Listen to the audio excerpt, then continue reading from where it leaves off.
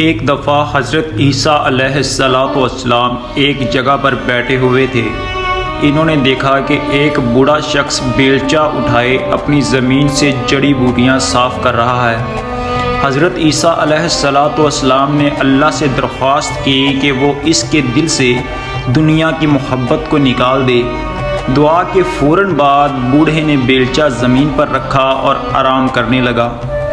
کچھ وقت گزرنے کے بعد جب جناب عیسیٰ علیہ السلام نے اللہ تبارک و تعالیٰ سے پھر درخواست کی کہ اس کے دل میں دنیا کی محبت پیدا کر دے، تو آپ علیہ السلام نے جیسے ہی یہ دعا مانگی تو بوڑھا اپنے مقام سے اٹھا اور بیلچہ اٹھا کر دوبارہ محنت کرنے لگا۔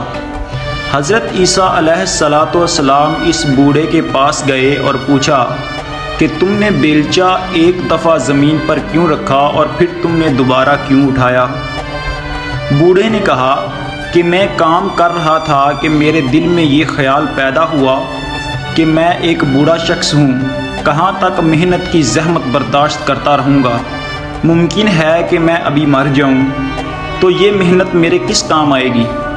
یہ سوچ کر میں نے بیلچہ زمین پر رکھ دیا، اور اس کے چند لمحے بعد میرے دل میں یہ خیال آیا کہ تو اس وقت زندہ ہے اور ہر زندہ شخص کے لیے وسائل زندگی کی ضرورت ہے۔ اگر تو کام نہیں کرے گا پھر وسائل سے محروم ہو جائے گا اور روٹی کہاں سے کھائے گا؟